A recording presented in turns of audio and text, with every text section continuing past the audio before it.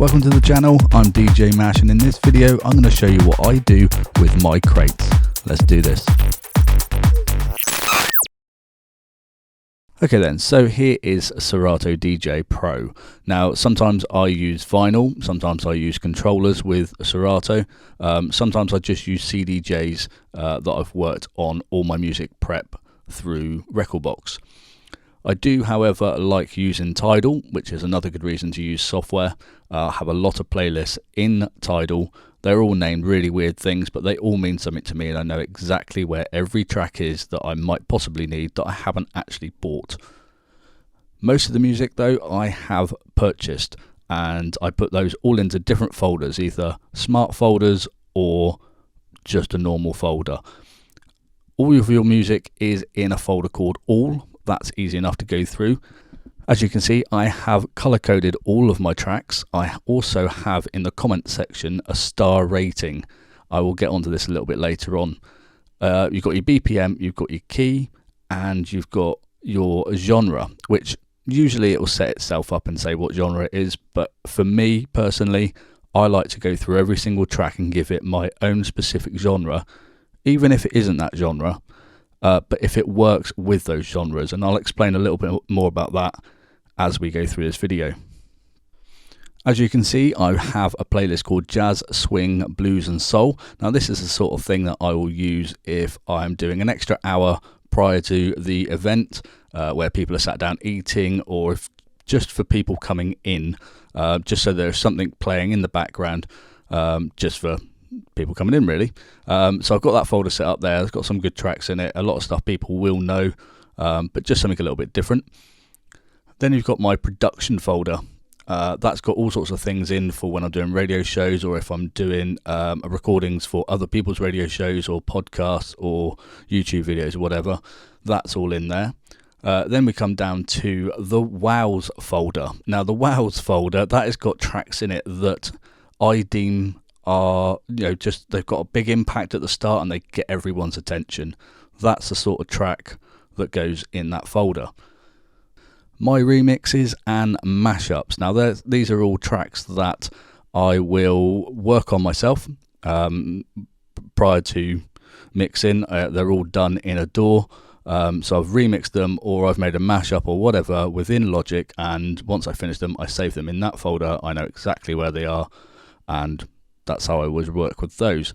I've also got Routine 1, Routine 2 and Routine 3.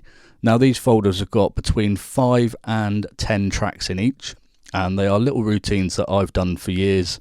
They get changed every now and then, and I change them around and do a different routine with them, but they're tracks that all work really well together, and I can pick them at any time.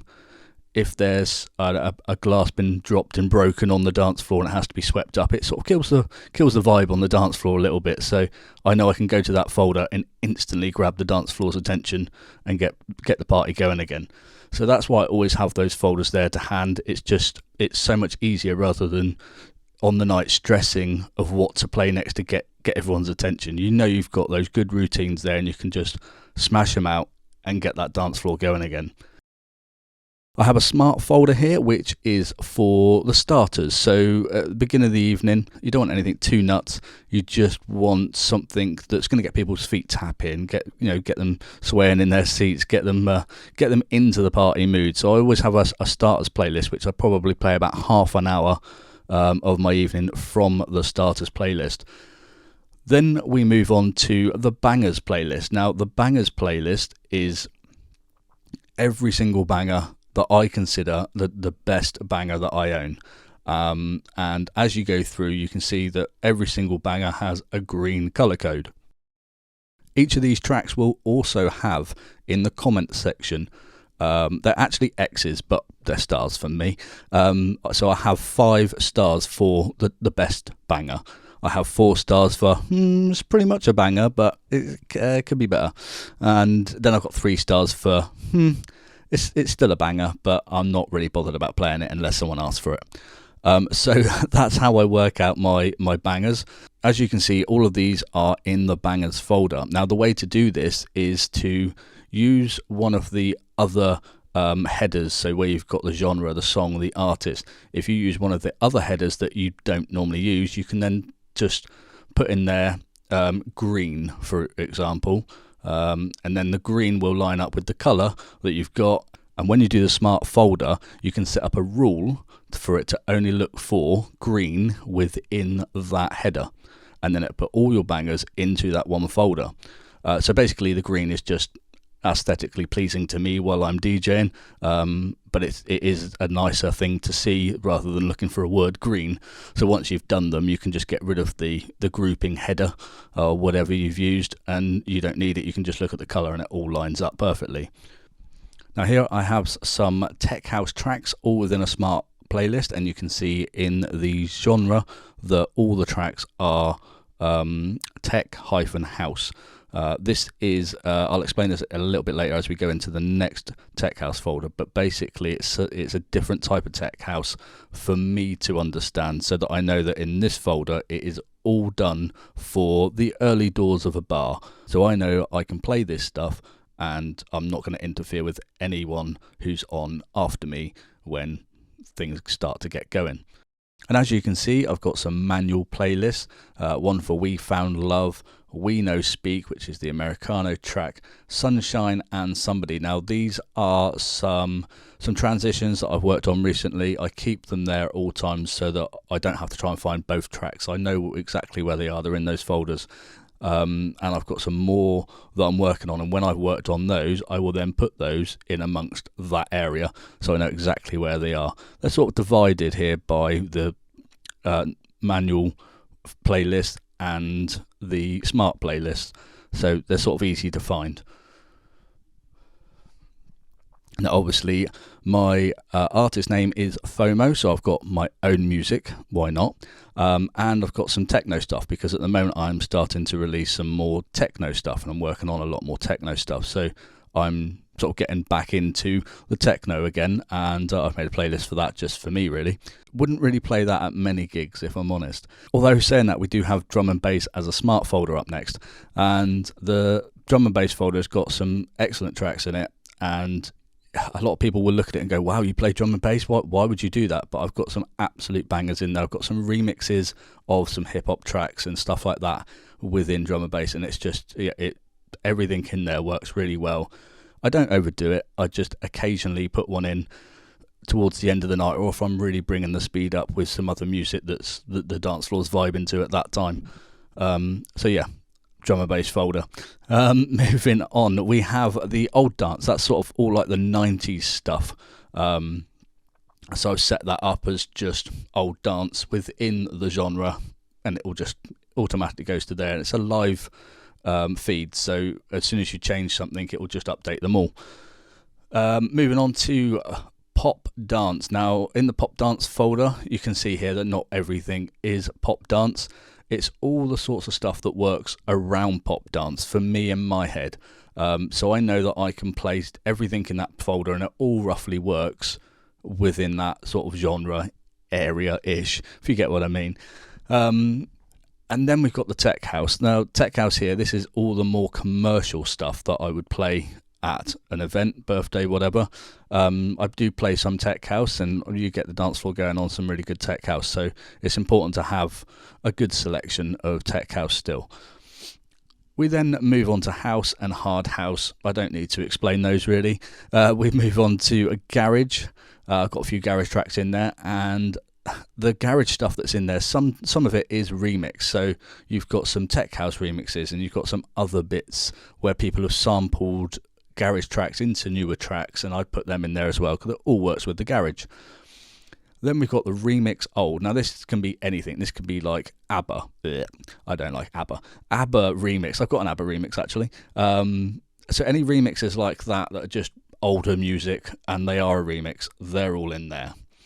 Then we move down to the remix hip hop. Now I have a lot of music in the remix hip hop because some of it's R&B, some of it's hip hop, some of it's dancehall. There's a bit of everything in there, and it all works with each other. So they've all gone into that playlist because they are all remixes, so they all work really well together. Same with a remix mashup, very similar concept. It's basically every song that doesn't really have a place. So something along the lines of like this green grass, where do you put that? So I've just made a folder for remix mashups. It could be a mashup, it could just be a remix. They all go in there. I know exactly where they all are. R&B, I use quite a lot of R&B. So although I do have quite a bit of R&B in the other playlist, R&B, this is more for Nelly the Fix, Hot in Here, you know those sort of things, the sort of sexier stuff for the dance floor. So all of those sorts of things go in there. Then of course I've got a hip hop folder, which is actually very sparse. It's got some old school hip hop tracks in there that go down well that aren't remixes, but there's not a lot in that one because the most of it is in the remix folder anyway. Now I know going down through, I've got hip hop, rock, pop, school disco, line dances, 80s, 70s, 60s, 50s. I know if I'm in the pop dance folder, I can go down this list and I know that I can work my way down there, whether it be from pop dance, tech house, house, hard house, garage, or whether it's whether it's pop dance, garage, old remixes, R&B, hip hop, rock, pop, or you know, I can be on R&B and I know that I can choose a track within the hip hop that's going to work with R&B and rock and get me to rock. And then once I get into rock, I can then look in the rock folder and I know that I can find a song between hip hop and pop and I can work my way down again. And while you're doing this, obviously it's well worth noting that you are still working to a BPM, and I tend to DJ from a 4-hour gig. I will be playing 1 hour sets times 4. So for a 4-hour set, I'll be playing 4 sets of 1 hour in my mind. So I'll basically start off on the first one, quite easy going, build it up, and just a little bit, not too crazy, but build the BPM up, build the key up as well. And then for the last quarter of an hour, I'll drop that down so that I can then go back to halftime if I need to for the start of the second hour, and then I can build up the tempo and build up the key all the way through. So it's worth noting that if you do this, you can really build a vibe, and having playlists like this makes it so much easier for you to focus on getting the right vibe throughout the evening without worrying what you're going to play next. So preparation is key for events, and I wanted to put this video out as my first video on YouTube because I think it's important that the DJs get their music right before anything else. Once you've got your music, everything else fits into place. So get your playlist worked on, get working out all your strategies within your playlist. So you've got your color coding, you've got your star ratings, you've got all your genres all set right, so you know where everything is. You can get all of your hot cues set up and all of your cue points. Make sure you've got all of those set up and ready to go, and that's when you can then think about, right, let's buy some equipment. Then you can go out and think about building a website or having one built for you, and then on to advertising, and then get out there to do some gigs. If you found this video helpful, then please do give it a like, and don't forget to subscribe, and I'll be back with some more videos over the coming weeks. But meanwhile, enjoy your DJing, and I'll see you in the next one.